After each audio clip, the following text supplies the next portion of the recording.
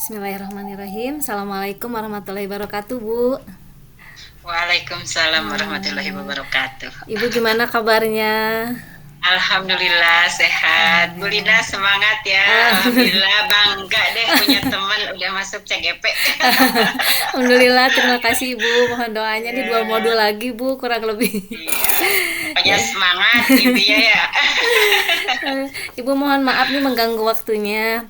Iya, nggak Ini apa-apa ya. ini ada tugas demonstrasi kontekstual modul 3.1 yang mana kami CGP ini harus mewawancarai 2 atau 3 kepala sekolah mengenai materi pengambilan keputusan.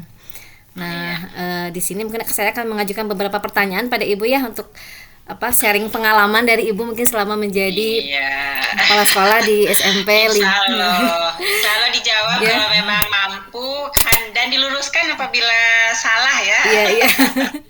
Ya, Ibu. Ibu ini kan menjadi kepala sekolah di SMP 5 Geger Bitung ya, Bu. Iya betul. Gitu. Nah, baik, pertanyaan yang pertama, Bu. Selama Ibu menjadi kepala sekolah nih dalam kehidupan ini kan pasti muncul berbagai permasalahan ya, Bu ya. Nah, tentunya di tempat Ibu pun sama seperti itu, ada beberapa permasalahan yang dihadapi yang membutuhkan beberapa perhatian khusus nih. Nah, selama Ibu menjadi kepala sekolah nih, bagaimana Ibu dapat mengidentifikasi kasus-kasus itu apakah dilema etika atau bujukan moral. Jadi ada dua kan ya, Bu ya. Kalau dilema etika itu antara benar dengan salah, kalau bujukan moral itu antara benar dan salah gitu. Kalau dilema etika antara benar dan benar, maaf. Nah, bagaimana nih Ibu untuk mengidentifikasi kasus tersebut? Ya, mungkin ya yang namanya hidup itu pasti masalah ada. Betul. Dan masalah itu akan membuat kita lebih apa ya, ke depannya itu mungkin dari masalah tersebut menjadikan pembelajaran dalam sesuatu hal. Betul. Nah, untuk pengambilan keputusan ya kita mungkin ketika masalah tersebut kita hadapi, kita itu biasanya berpayung hukum ya, Belin ya. Betul, betul, Bu. Apa yang ada di dalam aturan Iya. legal itu kita bisa membenarkan oh ini salah atau benar, sehingga Betul. keputusan itu pasti dari payung hukum tadi. Betul. Tapi ketika tadi berbicara dilema etika ya, Iya. juga mungkin tadi ada bujukan Bujukan moral. moral ya. Iya, Nah, iya. kalau bujukan moral kan benar salah kita Iya. pasti berpayung hukum ilegal Iya, ya, betul, salah betul, ya Bu. sudah salah. Betul. Tapi ketika dilema etika saya mungkin di sini oh ya saya mungkin harus berhadapan ketika kita dengan teman ada Betul. perasaan seperti apa, mungkin ada rasa sayang atau mungkin cinta atau Iya. mungkin ada titik kesetiaan Iya. atau mungkin ini adalah untuk kebenaran secara umum itu ada gitu ya Iya, di dalam iya. dilema etika mungkin itu dihadapi oleh kita Iya, semuanya. Nah, iya. ketika mengidentifikasinya mungkin kita nanti itu harus memilah oh ini termasuknya dilema etika ataukah termasuk yang memang benar-benar benar atau salah. Iya, Kita kan iya. gampang ya mungkin itu ya untuk Iya. ininya ya Iya, iya, Bu. karena saya ini kan dilema etika itu memang ya sering lah Iya, dihadapi iya. ya Iya, sepertinya. iya. Jadi lebih membingungkan ya, Bu ya, yang dilema etika ya, Bu ya. Ya, Iya. kalau memang kita tidak, karena tadi berbenturannya Iya. itu biasanya kalau yang saya hadapi itu, oh ini adalah ketika masalahnya memang benar-benar ini benar juga Iya, sih, iya. iya gitu ya kan. Iya, iya. Iya, iya. Beda dengan bujukan moral ya, Bu. Itu patokannya pada Oke, payung hukum ya, Bu ya. kan benar salah, Iya, berpayung hukum iya. udah dapat dilalui gitu Betul, kan. betul, iya Ibu. Nah, kemudian Bu, setelah Ibu tadi bisa mengidentifikasi bahwa ini adalah bujukan moral atau dilema etika.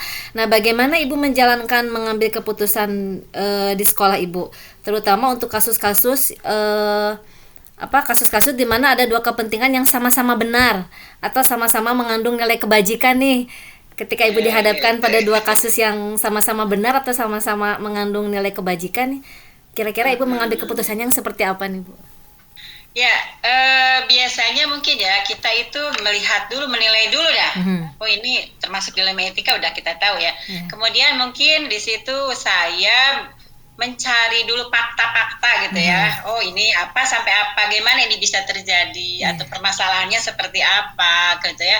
Kemudian berdilatar belakangi apa sih sampai terjadi itu, biasanya kita nyari dulu kan Iya, iya, betul. fakta-faktanya. Betul. ya. Betul, Ibu. Nah, bila sesudah itu kita kan menilai, oh iya, nah ini benar nih dinilai bahwa kita ada dilema ITK-nya, kemudian kita nanti itu biasanya kalau saya itu tidak berani memutuskan dulu secara sendiri, ya. Karena memang untuk tahap sekolah itu kan nanti berkaitannya dengan terutama ke siswa ya. Kalau ke siswa itu kan kita adalah anak memang menjadi prioritas kita, sehingga kita itu biasanya berkolaborasi lah dengan teman-teman, berdiskusi bagaimana dengan masalah ini, sehingga nanti kan ada tanggapan tuh dari teman-teman gitu ya. Seperti apa. Nah, barulah di situ mungkin kita dapat menentukan ya bagaimana kebijakan yang harus kita ambil. Tapi setelah ditentukan kebijakan pun kita tidak langsung just gitu ya seperti itu aja. Tapi mungkin kita di sana lahir nanti kita merefleksikan gitu ya. Apakah kebijakan tadi atau apa sih keputusan tadi itu udah memang benar, ataukah mungkin nanti direfleksikan oleh kita itu nanti benar atau tidak. Iya, baik mungkin Ibu. Mungkin dijalani langkah-langkahnya mungkin sesimpel itulah yang saya lakukan gitu. Jadi langkah-langkahnya seperti itu ya Bu ya. Itu sudah mungkin mencakup juga langkah-langkah prosedur ya Bu ya. Prosedurnya seperti yang tadi Ibu berkolaborasi dengan Wakasek ya Bu ya, dengan terkait ya karena memang dilakukan gitu. Kemudian baru Ibu nanti terakhir merefleksi mungkin ya Bu ya keputusan setelah ditentukan keputusan juga kita masih menilai juga ini benar atau bagaimana, dari itu baru kita merefleksikan. Iya Ibu. Nah kemudian Ibu hal-hal apa saja yang selama ini Ibu anggap efektif dalam mengambil keputusan pada kasus-kasus dilema etika? Ya, paling efektif mungkin ini ketika kita berkolaborasi ya, diskusi. Karena di sekolah kita kebetulan sekolahnya kecil gitu ya, sehingga dengan jumlah guru 8 orang ya yang itu, sehingga kita segala sesuatu itu diputuskan secara bersama-sama. Nah, sehingga bukan hanya meringankan beban kita, tapi juga di situ ada tanggung jawab yang nanti lahir dari setiap pihak gitu ya, ketika berkolaborasi. Mungkin itu hal yang positif yang dapat dilakukan. Baik Ibu. Namun pasti ada tantangannya ya Bu ya dalam setiap menghadapi permasalahan ini. Betul, pasti ada. Kira-kira mungkin jadi curhat ya. Kira-kira tantangannya apa nih Bu yang pernah Ibu hadapi? Ya, mungkin karena saya masih baru di situ ya, tantangannya yaitu ketika kita dengan kita kan demokrasi gitu istilahnya ya, kita berkolaborasi, kita mengutamakan bahwa ini adalah keputusan bersama, tapi mungkin ada juga di situ tantangan yang harus hadapi ketika tidak berpihak satu kepada siswa, yang kedua ada memang satu pihak yang menganggap itu udah biasa deh, itu tuh harus seperti itu. Nah, gitu ya. Jadi kebiasaan yang memang susah untuk kita Nah, itu yang mungkin harus ada pelan-pelan bagaimana mereka mengerti bahwa keputusan itu, kebiasaan itu mungkin salah juga, harus tetap dilakukan gitu ya. Itu mungkin baik. Nah, gitu. Bila ada pendapat seperti itu mungkin tantangan yang kita hadapi. Tantangannya lebih pada ini menghadapi kebiasaannya Bu ya, yang mungkin sudah dilakukan berulang-ulang, dianggap hal biasa gitu ya. Jadi kita sulit untuk itulah yang mungkin harus dihadapi. Iya baik Ibu. Nah kemudian Ibu, kira-kira Ibu tuh memiliki tata kala atau jadwal tertentu nggak dalam sebuah penyelesaian kasus, atau langsung diselesaikan di tempat gitu Bu, atau ada jadwal khusus gitu untuk menyelesaikannya? Itu mungkin jawaban saya relatif ya, tergantung dari kasus yang dihadapi, sebuah kebijakan yang harus kita lakukan itu. Kalau memang bukan dianggap enteng gitu ya, tetapi bila dapat diselesaikan di tempat kita selesaikan. Jadi ketika jadi istilah baru ya, tata kala. Jadi penjadwalan mungkin jadwal betul Bu. Mungkin. Nah, di sekolah kami mungkin karena memang tadi sedikit personil, jadi setiap Rabu itu ada yang namanya bincang hangat mungkin. Mungkin menarik. Sambil ngeliwat atau apa. Nah, di situ permasalahan itu muncul ya, satu minggu itu apa, dihadapinya apa. Nah, di situ mungkin timbul juga dilema etika yang harus dihadapi. Nah, gitu. Jadi ada yang bisa diselesaikan. Jadi jawaban saya relatif ya. Jadi ada yang bisa diselesaikan saat itu, atau mungkin juga diperlukan adanya pemikiran dan adanya penjadwalan yang memang tidak bisa ditetapkan sendiri. Kita mungkin harus ke berbagai pihak kan, ada komite sekolah, ada apa ketika membuat sebuah Ya, baik. Luar biasa sekali ya, Bu ya. Jadi tergantung kasusnya ya, Bu. Ada yang bisa diselesaikan Nah, saat gitu ya. itu. Jadi Nah, yang tadi yang saya tertarik sekali itu tadi ada bincang hangat ya, Bu ya. Jadi ya betul, ya karena memang seperti itulah kita lakukan gitu ya, ya, biar tambah apa ya. Satu kan kebetulan di sekolah kita itu kan ketika ada orang yang sudah lama gitu istilahnya ya, ya, ya, ya. ada juga kita baru, jadi Ya, kita harus ada persamaan persepsi istilahnya betul. ya ketika menghadapi sebuah permasalahan. Iya, Kita iya. ada bincang hangat Iya. disebutnya tuh tiap Rabu. Luar Bu biasa Ina kalau sekali, ke Bu. sekolah boleh. Ya, insya Allah, Bu.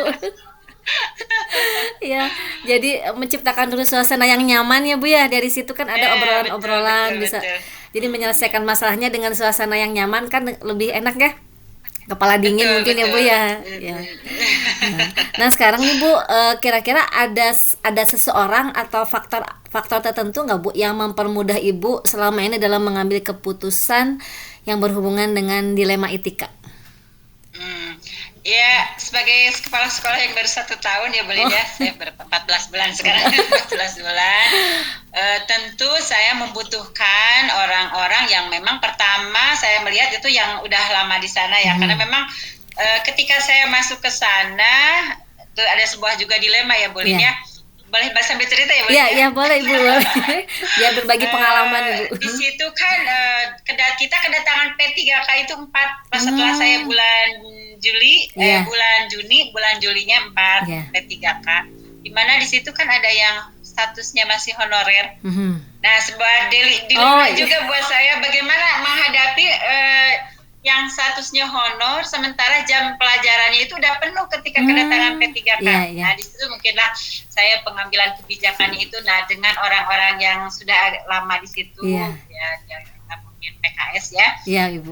wakil kepala sekolah. Maka saya di situ lebih dekat, lebih bisa mempelajari bagaimana keadaan, situasi, juga mungkin Betul. ada setempat itulah yang Iya. harus kita rangkul dulu ya Betul, gitu ya, betul. sehingga bisa berakhir dengan membuat sebuah kenyamanan Iya. untuk semua pihak. Nah, Iya, itu yang iya. diharapkan ya, terutama ketika pembelajaran itu kan menghadapi anak ya, Iya. bagaimana yang harus kita hadapi. Betul, Ibu. Jadi Ibu merangkul dulu yang lebih bisa membantu Ibu itu adalah orang-orang yang sudah lama di sana mungkin ya, boleh dikatakan Betul. senior. Mereka kan sudah tahu ya Iya, mereka kondisi iya, di iya sana, betul. gitu. Betul, Ibu. Baik. Walaupun sebenarnya kita sudah membuat bukan resapel ya, Ya. dalam itu kan sekarang itu udah berbeda, tapi tetap itu kita walaupun tadi saya katakan ada yang masih ini mah dapat Bu kebiasaannya seperti ini, mengubah kebiasaannya itu yang susah, tapi tetap kita masih merangkul bukan merangkul ya, kita masih tetap gitu ya menggunakan atau masih masih mempertimbangkan mungkin ya, Bu ya. Gitu. Iya. Baik Ibu, nah dari semua hal yang sudah disampaikan Ibu, pembelajaran apa yang bisa Ibu petik nih dari pengalaman Ibu selama mengambil keputusan dilema etika nih Bu? Biar ini juga walaupun secara teori saya tidak begitu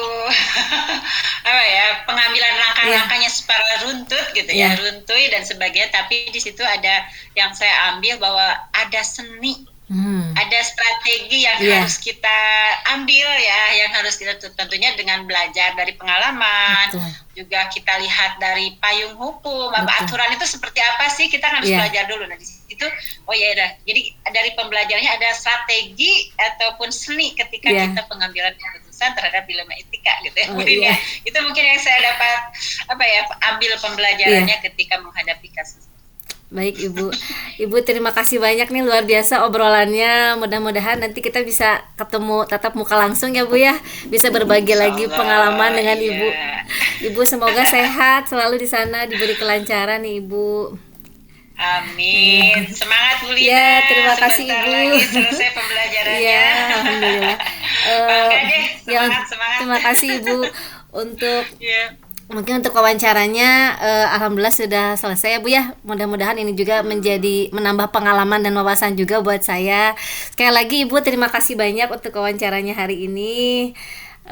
Assalamualaikum warahmatullahi wabarakatuh.